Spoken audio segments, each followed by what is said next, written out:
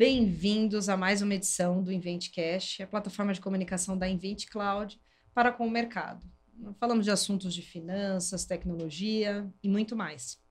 Hoje nós estamos com uma convidada super maravilhosa, que é a Isabel Rocha. Ela é economista, palestrante, professora universitária e mentora no segmento de finanças e negócios. Isabel, muito obrigada por estar aqui conosco hoje. Eu sempre tenho no começo. Eu que agradeço a oportunidade. É sempre muito bom falar desses temas que são tão importantes para a população, né? Muito importante mesmo. Muito bem-vinda, Isabel. Muito obrigada. Agora a gente já começa com a sabatina, né? Porque a gente gosta de fazer perguntas, né? Vamos lá! Então, vamos lá. Conta pra gente aí nessa sua trajetória, como é que você chegou? Como é que você entrou nesse mercado que eu não tenho, assim, familiaridade? Ele não me ama, eu não o amo. Que é Muito a área me de interessa. finanças. Vamos lá. Bom, primeiro, a minha primeira opção não era fazer economia. Isso é super importante dizer. Eu queria fazer faculdade de psicologia. Nossa, eu Sim. também. Só que eu descobri que quando eu estava fazendo essas opções, era 95, 96, né? Entrei na faculdade em 97, que psicologia, naquela época, tinha aula com os defuntinhos ali, com anatomia. Nossa. Só que eu tenho pavor de sangue, essas coisas, eu falei, não vai rolar. E eu já trabalhava, eu comecei a trabalhar, eu tinha 15 anos, numa imobiliária, e aí eu falei, o que eu faço aqui, né? Cuidar da financeira, contas a pagar, contas a receber, nananã. Falei, bom, o que eu vou fazer? Aí eu comecei a ver a administração, vi que a administração, para mim, parecia muito genérico, e uma coisa que eu sempre gostei muito é geopolítica. Então, estudar a economia e os movimentos econômicos era muito bacana. Eu falei, acho que economia é legal. Porque muitas pessoas não sabem, mas economia é da área de humanas. Economia não é exatas. Então, você tem 50%, você estuda toda a parte de história econômica, toda essa parte de geopolítica, e a gente usa a matemática como instrumento para dar informação econômica. Então, Você é sabia humanas. disso? Não, nem eu.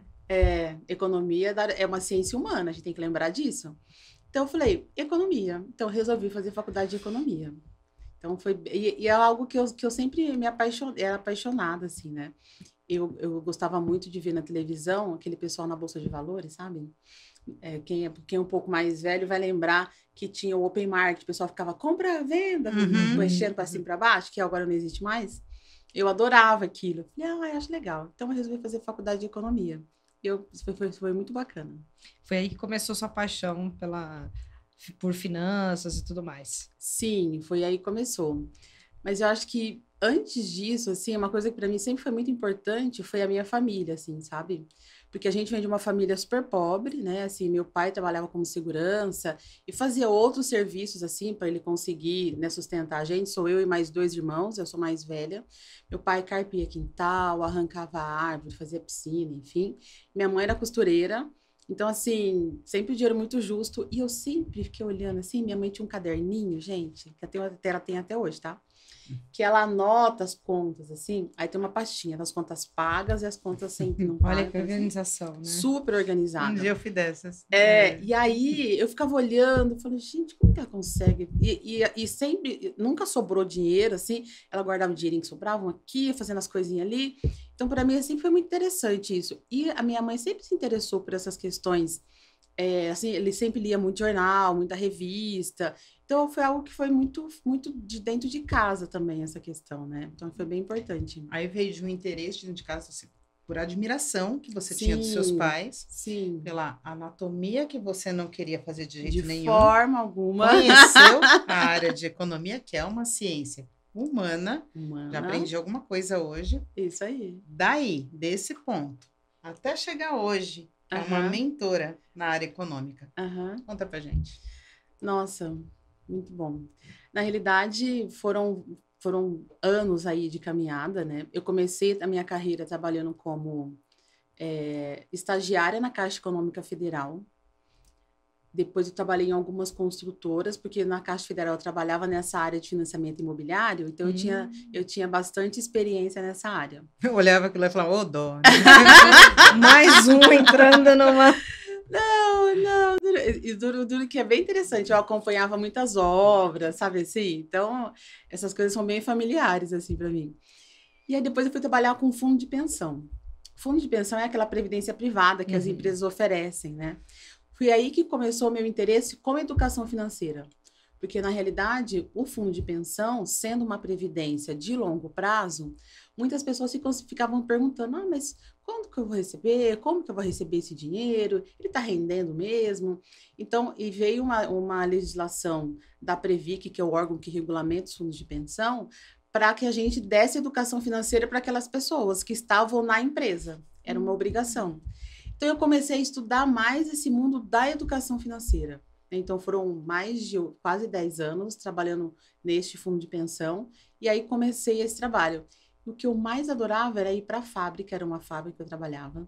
E eu me divertia indo para a fábrica e falando com essas pessoas. Porque o pessoal falava assim, mas esse pessoal na fábrica não entende nada de economia. Eu falei, gente, realmente não entende, mas eu estou lá para ensinar.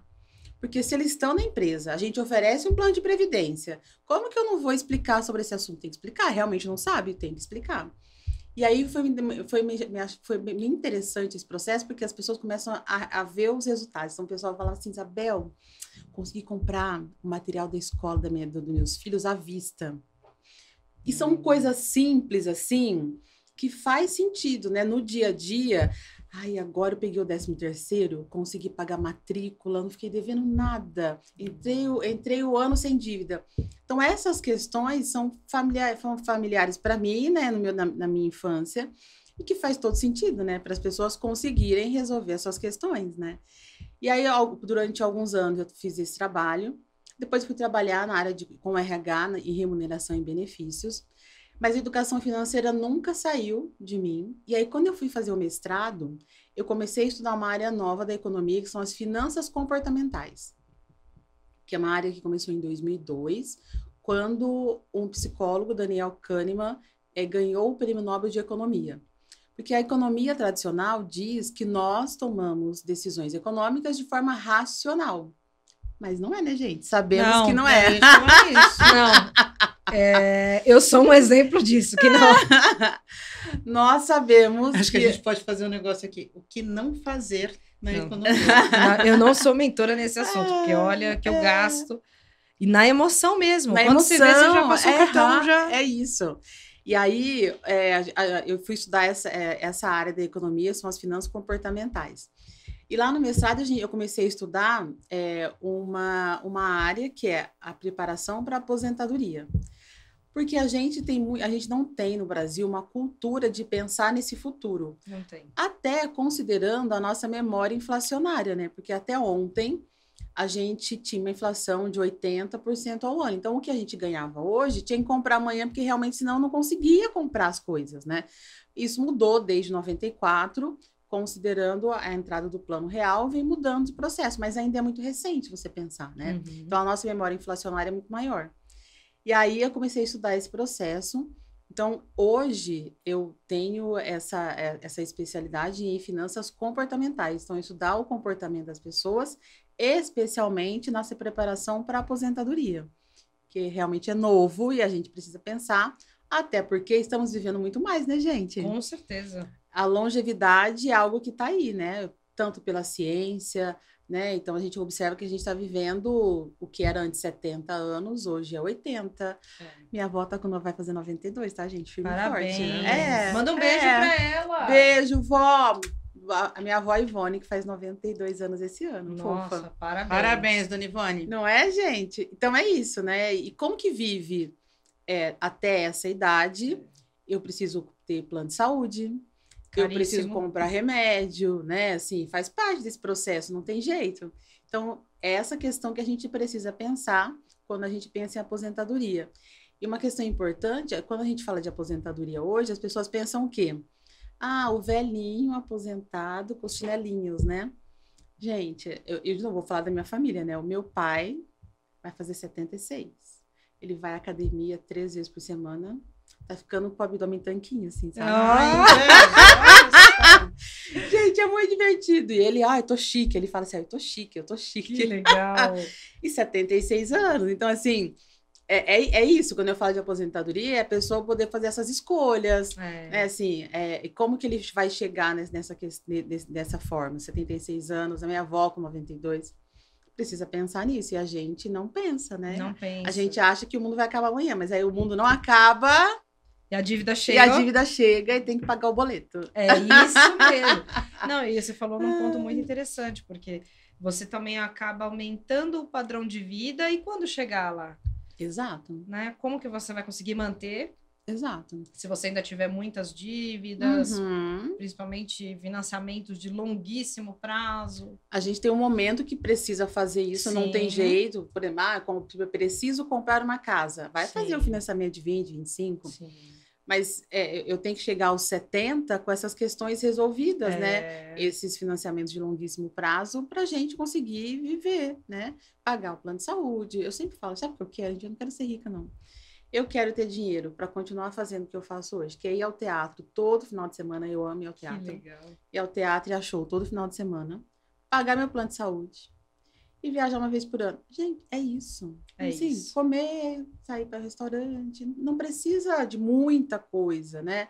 Mas conseguir fazer essas coisas básicas, assim. Né? Para mim tá ótimo já. Não se precisa de muito mais. Isso. Mas tem que se organizar. Tem que se organizar desde já. Desde já. Até pensando em montar um podcast novo, sabe assim, ó. Seja bem-vindo ao Boleto da Sorte. Não vai ser sorteado pra... Mas aí, conversando com você, eu vou desistir do novo podcast. Então tá bom. Isabel, eu acho que até pegando um gancho nisso, eu queria que você falasse um pouquinho sobre a sua empresa. Sim. Né? Pode falar o nome, o propósito, porque é isso que a gente quer escutar. Vamos falar sobre a minha empresa. E aí, nessa caminhada do mundo corporativo, que era o meu sonho, né? Eu sempre sempre pensei muito nessa questão, até como plano B de carreira e dos meus projetos. Falei, quando eu tiver, no máximo até 50 anos, eu quero ter a minha empresa e quero ser professora universitária. Por isso que eu fui fazer o mestrado, que eu queria ser, porque tem que ter no mínimo mestrado, né? Fui fazer o mestrado, que eu queria ser professora e queria ter a minha empresa. Então, em 2021, eu abri a Transformase. Transformase significa transformação em Afrikaner, que é uma das línguas que se fala na África do Sul.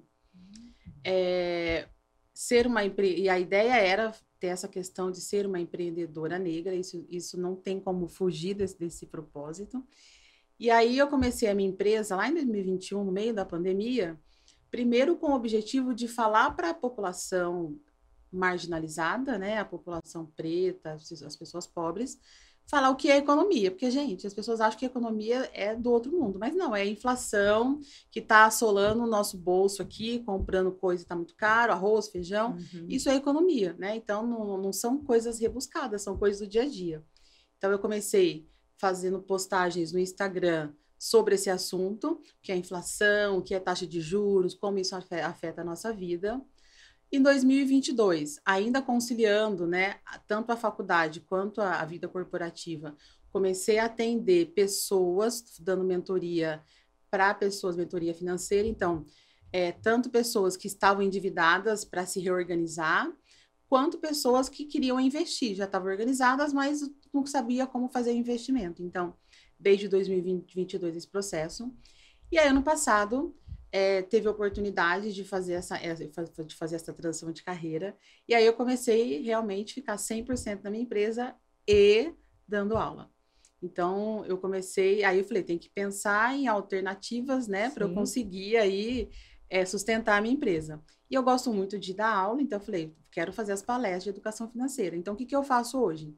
Eu tenho como produto as palestras de educação financeira que eu faço, são as consultorias organizacionais. Como eu trabalhei nas áreas de RH e de suprimentos, então eu dou consultoria nessas áreas para as empresas.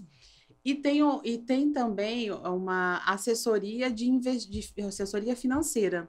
Então, as pequenas e médias empresas que não têm condição de contratar um gerente financeiro para fazer análise de DRE, de fluxo de caixa, entender precificação e estratégia, a ideia é que eu faça isso. Então, a empresa me contrata para ser esse financeiro do dia a dia. Não é o pagamento, não é um BPO que é o pagamento, mas a análise financeira. São com encontros mensais, com esses insights e de próximos passos, montar realmente a estratégia financeira. Então, essa é a Transformase. E além de continuar dando mentoria para as pessoas. Então, continuo tendo mentorias individuais, que as pessoas que ainda as pessoas vêm se organizando ou investindo, continuo lá. Que legal. De todas as formas, você está impactando as pessoas e ajudando, né? Seja na aula, seja na sua empresa, na Transformase, seja nas mentorias individuais, onde você consegue, né, dar um norte para as pessoas do caminho a seguir, seja na questão financeira, quanto de administração de empresas. Que legal, parabéns. Sim, com certeza, obrigada. Tá fazendo super bem. E aí eu queria fazer tá pegando um gancho, né? Como que a representatividade impactou na sua carreira, né? E o papel, e nesse papel, inclusive, como mentora. O que você vê, assim, de importância das mulheres ocuparem posições de destaque como você no mundo financeiro? Primeiro, nós somos poucas, infelizmente, né? Eu lembro que quando eu comecei a ter mais contato, trabalhando nos fundos de pensão, tinha muito contato com as pessoas do meu mundo financeiro, de bancos, corretoras, né? Gente, eu ia nas reuniões, eu e mais uma pessoa negra, né? Mulher, então, quase nada, né? E a gente observa que isso não mudou ao longo desses anos, né? Infelizmente, esse ainda é um mercado muito branco e muito masculino, né? São os homens mesmo brancos. Coisa de tecnologia, né? A gente estava falando isso no podcast anterior. Mesmo coisa. Essa situação é bem complexa. Nós temos algumas organizações que eu tenho contato que têm o objetivo faz alguns programas com o objetivo de colocar a diversidade dentro do mercado financeiro. Então, pessoas, mulheres negras, pessoas LGBTQIAPN+, então, para que essa diversidade vá para o mundo financeiro, para a área de investimentos, porque não tem, né? Eu mesma estava procurando alternativas para esses clientes que eu tenho de investimentos. Eu tenho um assessor que faz essa parte do dia a dia mesmo, né? E eu queria uma pessoa negra. Gente, foi muito difícil encontrar, muito difícil. E é isso, porque essas pessoas não estão nesse mercado, estão marginalizadas. Então, e quando as pessoas me veem, e elas ficam super felizes, né? Eu tenho muitos clientes que são pessoas negras, e eles ficam super felizes de ter uma pessoa negra nessa posição e fazendo um trabalho na área financeira, porque realmente não é comum, né? Da mesma forma, dentro da sala de aula. Quando eu vou para a sala de aula e chega a Isabel e as pessoas, nossa, professora, ai, se você consegue, eu também consigo, né? Olha, é um negócio, assim, que você fala, gente, é muito bacana de ouvir, mas ao mesmo tempo você fala, meu Deus, que situação, né? Essas pessoas, a gente sabe como é difícil, né? Esse processo como um todo. Então, é um processo seletivo que as pessoas elas vão até um certo momento e não seguem. São as primeiras pessoas a serem desligadas numa empresa. Tudo isso infelizmente, é comum em função desse racismo estrutural que nós temos. Então, eu entendo essa fala deles e eu fico feliz de conseguir estar ali, nestes lugares, para que a pessoa se inspire e fala, não é fácil. Eu sempre falo, gente, não é fácil, mas é possível. É possível. É tão surreal acreditar que tudo isso ainda aconteça, né? Acontece muito. Eu tenho... A gente vai na próxima pergunta, mas falando desse negócio do empoderamento da mulher preta, né? De forma geral. Tem uma amiga que trabalha muito em cima desse quesito. E ela estava falando, os brancos, eles se defendem, mesmo que seja de uma forma que não seja intencional, né? Mas tudo que está dentro do que é melhor é do mundo branco, né? Aí ela fala, então se eu tiver que procurar, sei lá, uma dentista, uma psicóloga, alguma coisa, eu vou dar preferência para a pessoa preta, né? Para poder, como é que eu posso dizer? Movimentar o trabalho deles também, para poder é o Black Money, que a gente chama. Exato. Que é o Black Money. Na realidade, tem um livro, eu adoro esse livro, sempre falo dele, que é da Cida Benton, que chama O Pacto da Branquitude. A Cida Benton é uma mulher negra, doutora, e ela trabalhou em RH durante muitos anos. E ela escreve sobre essas questões, que ela escreveu no mestrado, no doutorado, e veio o livro. E ela fala sobre essa questão desse pacto da branquitude, de se defender, mesmo que não tá consciente, né? Tem uma frase no livro que ela fala assim, não é que os brancos acordam e falam assim, vou me organizar só para gente conseguir resolver os nossos problemas. Eles não fazem isso, mas inconscientemente é isso que eles vão fazendo. Eles vão se defendendo e tudo que que eles conhecem é esse mundo branco e as outras pessoas ficam à margem. Então, a Cida Bento fala muito sobre isso. Esse livro é muito bacana. Eu assim, super recomendo a leitura para a gente entender que é um viés que a gente precisa trabalhar do nosso racismo estrutural, que precisa ser trabalhado fortemente, né? Vou falar infinitas vezes nesse livro, ele está nos meus to-dos. Ah, é? Que eu tenho que fazer fora do trabalho. Então, depois você me conta. Pode continuar, desculpa. Eu queria fazer uma pergunta assim, você falou da mentoria, isso é um assunto muito importante. E muito até questionado pelo pessoal que assiste o nosso podcast. Quais são os desafios que você escuta dos seus mentorados, os principais no mundo financeiro? Quando eu falo das mentorias individuais de educação financeira, as pessoas têm muita dificuldade realmente desse planejamento financeiro. Assim, ó, gente, tem gente que acha que cheque especial faz parte do salário, tá? Eu já ouvi. Viu, Sheila? Não, mas uma Quase coisa... lá, tô chegando mas uma coisa é uma situação, outra coisa assim, não, eu pago minhas contas. Ah, então não tá faltando.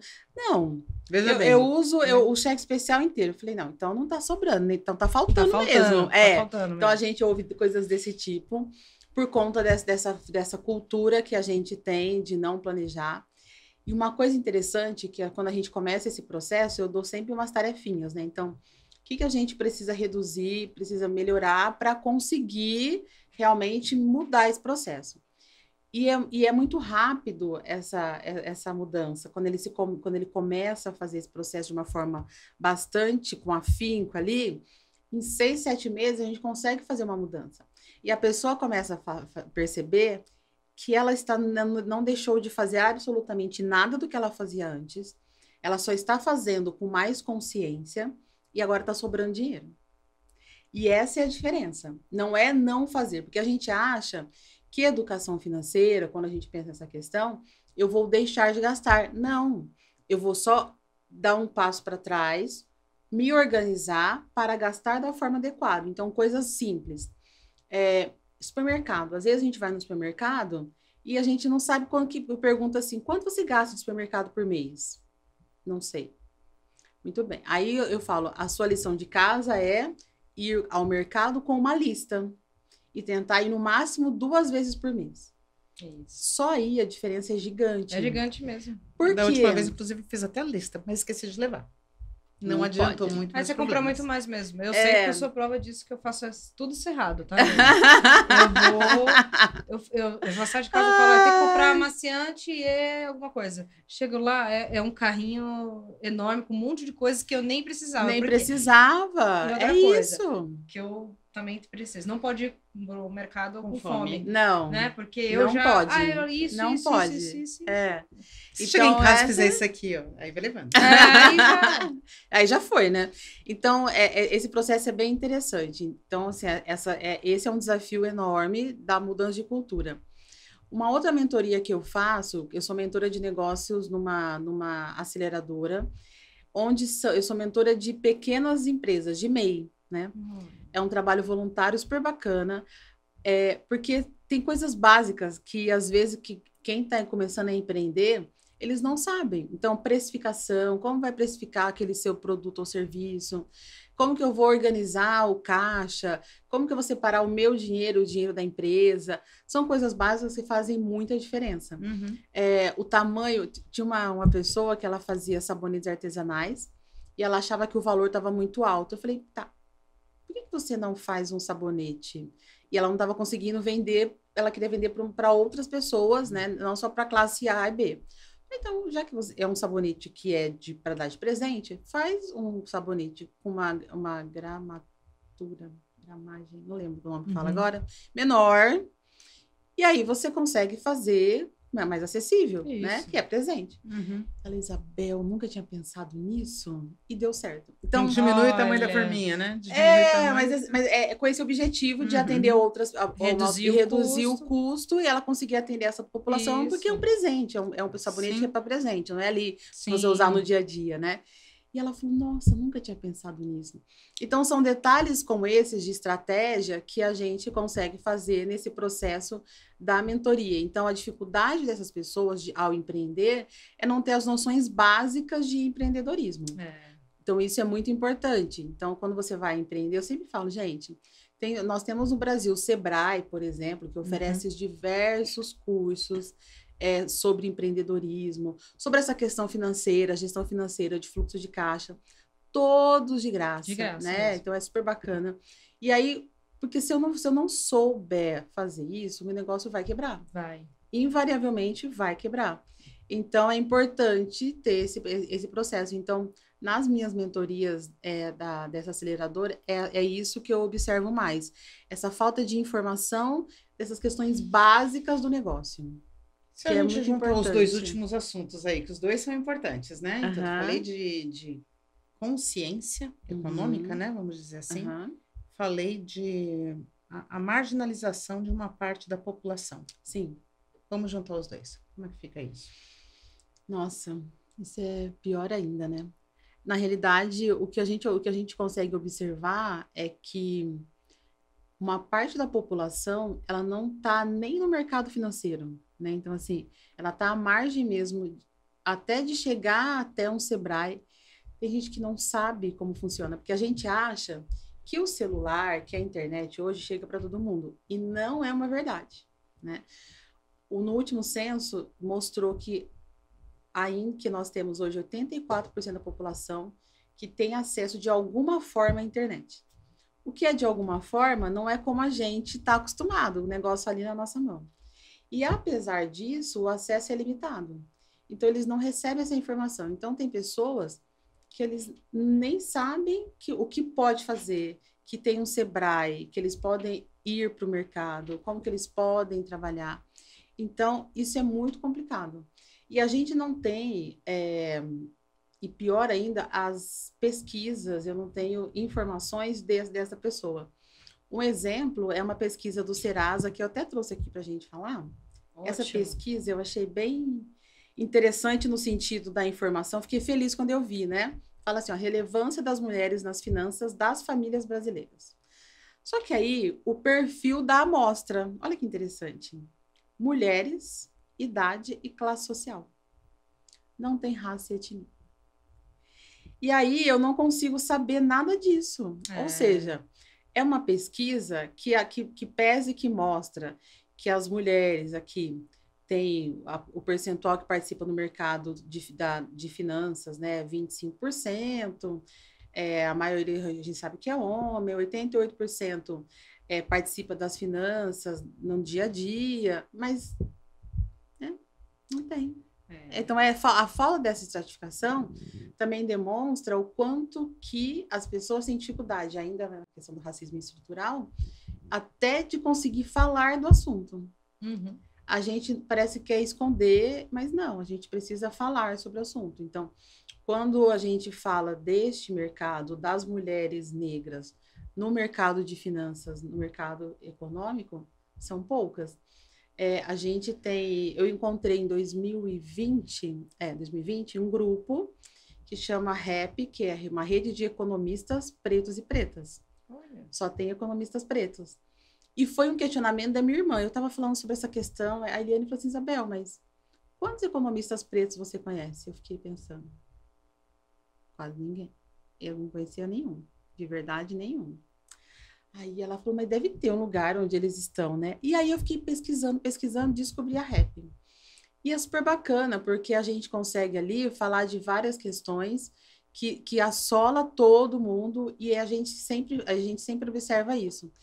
O quanto as pessoas estão ali e elas comentam, participando de processo. Então, nós temos muitas pessoas ali que estão fazendo economia ainda, então estão na universidade, outros já se formaram, são mestres, doutores, enfim, nós temos vários dessas pessoas no grupo, e a gente observa que elas estão marginalizadas.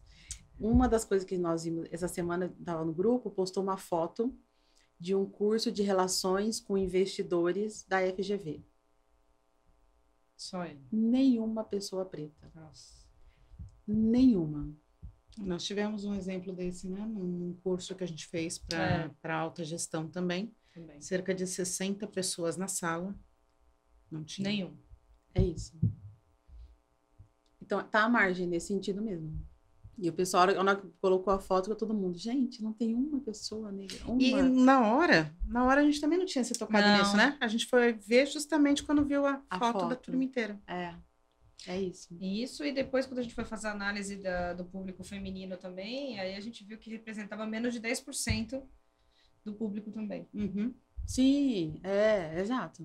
Então, assim, você vai olhando... E ali a gente estava totalmente fora do nosso mercado, né? Que a gente sempre fala que isso acontece muito no mercado de tecnologia. Não, mas ali tinha das mais diversos setores, entendeu? Mas quando a gente olha a alta liderança, no Brasil, por exemplo, nós tivemos durante muito tempo só a Rachel Maia, que foi a presidente da Lacoste, da Pandora, como uma mulher negra.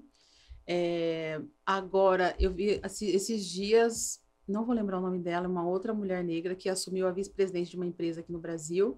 Mas assim, é isso, né, gente? Duas mulheres negras. Homens, a gente tem uma meia dúzia, né? Mas tá muito longe ainda, né? Tá muito longe.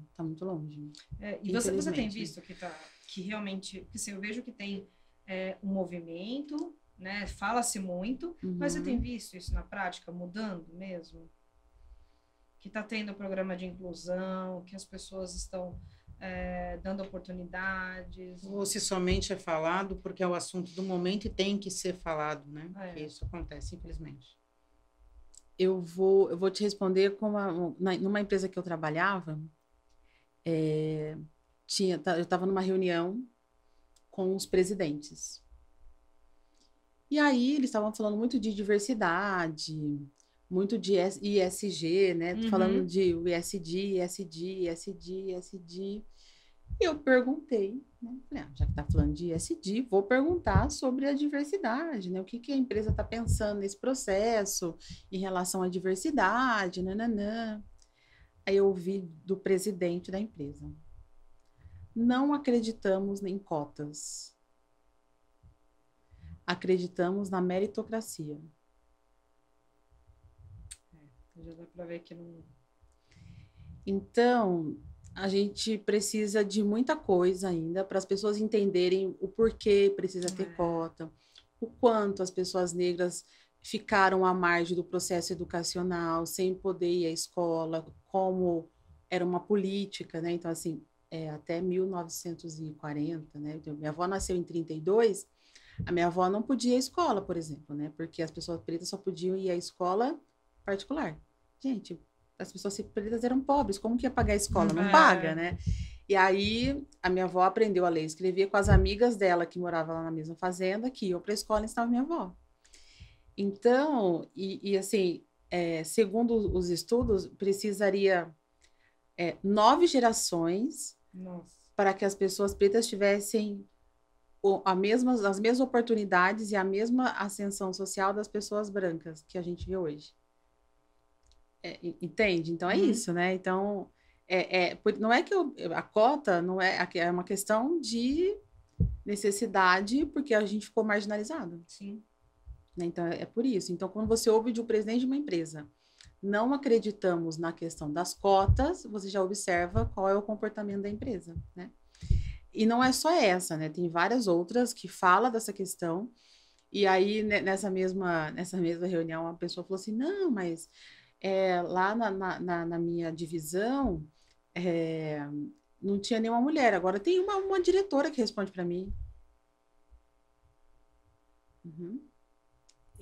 Então, tá muito longe. É uma empresa muito grande no Brasil. Então, assim, tem empresas que realmente fazem, tipo a Magazine Luiza, que é uma empresa que fez o processo trainee só para pessoas negras. Foi criticada, né? Foi uma coisa horrorosa. Mas está ali, né? E tem outras que fazem muitas vagas afirmativas para pessoas pretas, LGBTQIAPN+.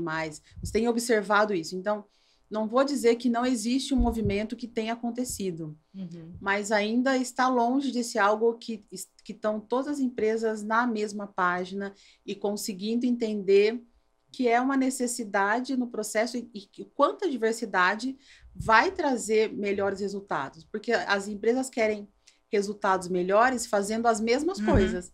Eu não vou conseguir resultados melhores fazendo igual. Eu tenho que fazer diferente. Geralmente é um modo ser humano, né? Exato. Quer fazer a mesma coisa. Mesma coisa que é resultado diferente. Não vai acontecer. Então, quando eu tenho pessoas diversas, eu tenho esse pensamento diverso e eu vou conseguir fazer coisas diferentes. Sim. Né? E os resultados chegam. Mas realmente tem acontecido, mas ainda está longe de ser algo, nossa, a gente observa isso. Agora, talvez, agora a gente tem, desde o ano passado, a B3 lançou o índice Diversa.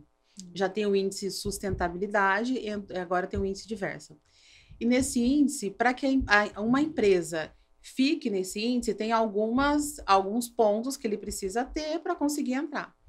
Então, eu acredito que nos próximos anos, isso deve crescer muito, mas em função, é isso, de lei, né, gente? De mudanças regulamentar, não é algo que é natural do processo. E que conselho que você daria para essas mulheres que estão ingressando né, no segmento financeiro, enfim, para que elas consigam progredir nas suas carreiras?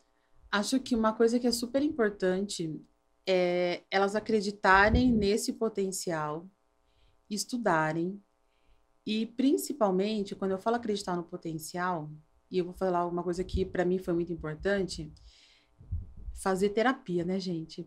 Sabe por quê? Porque às vezes você passa por cada coisa que você fica desestabilizada e você quer desistir, né? Eu já tive situações em que eu quis desistir e falei, gente, não vai... O que acontece, né?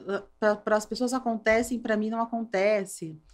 E é isso, né? Você precisa entender que você vai ter dificuldade, mas você precisa se fortalecer.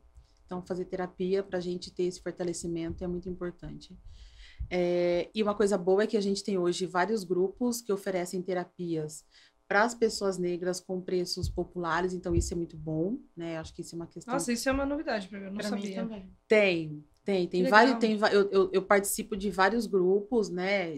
E que esses grupos são divulgados essas pessoas que faz preço social, e é super importante, né? Porque a gente precisa desse acolhimento e às vezes a gente não consegue pagar porque o serviço acaba sendo mais caro. Então, é um serviço com valor agregado alto, né? Então, acho que então, a gente tem grupos hoje que dão suporte com preço social, então acho que isso é super importante. E aí, é estudar, gente, estudar, cumprir os requisitos. Apesar disso, vai ser difícil, né? Mas é encontrar as oportunidades onde empresas que realmente... Tem algumas empresas que realmente são diversas e que têm as vagas que são realmente ou para pessoas negras, mulheres negras, tenho visto muito isso. Então, acho que isso é super importante, aproveitar essas oportunidades. E não tem muito o que fazer, a não ser falar, não, eu vou conseguir, vou levar um monte de não na cara, um monte. E a gente precisa, né, se impor, eu acho que falar sobre o assunto. Eu acho que a gente ter coragem de falar que sofreu racismo, para que as pessoas comecem a sentir vergonha, porque as pessoas não sentem vergonha, né, gente? Eles ficam, nem queima a cara, né, gente? É uma coisa horrorosa, nem queima a cara, né? Eu falo, gente, não é possível que não queima? Não queima. Então, essas questões são importantes. Se eu não falo, se eu me calo, elas vão continuar acontecendo. Então, eu não posso me calar. Não pode se calar. De forma nenhuma. Qual o conselho que você daria para Isabel Rocha, que tivesse 18 anos? Qual o conselho que você daria? Se voltasse lá no tempo. Nossa. Você conhecesse a Isabel, sonhadora, dedicada. Que não queria fazer anatomia. Olha, eu acho que eu falaria... apesar da dificuldade que você vai passar, apesar das dores que você vai sofrer, o caminho do conhecimento vale a pena. Então, siga, apesar de tudo. Nossa, Que lindo. É isso mesmo. Nossa.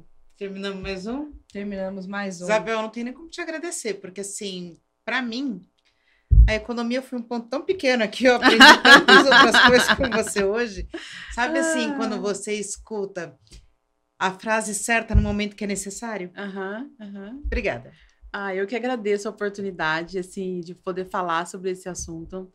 Ter espaço, e é isso que a gente busca, né? Espaço para falar sobre as dores, sobre os problemas, mas a gente precisa falar e sigamos. E servir de inspiração para muita gente. Isso aí. Pode ter certeza que você, com as suas palavras, está sendo um agente de transformação na vida de muitas pessoas que estão assistindo aqui ao nosso podcast. Com certeza. Espero que sim. Muito obrigada. Com certeza. Quer mandar algum recado para os seus alunos, para os seus filhos? Para avó. Para avó, né? Para minha família. Eu acho que família. os meus pais e a minha avó sempre foram muito importantes nesse processo. Eles sempre falaram muito sobre essa questão, o quanto é importante a gente seguir os nossos sonhos.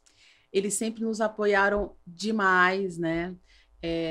Nas mudanças de cidade que nós fizemos, eu e a minha irmã, e ajudar na mudança de casa, aquelas coisas todas que a gente sempre faz. E eles sempre foram muito presentes, assim, sabe? Tipo, gente, eu não tenho dinheiro para ajudar vocês, mas o que eu puder fazer, eu faço.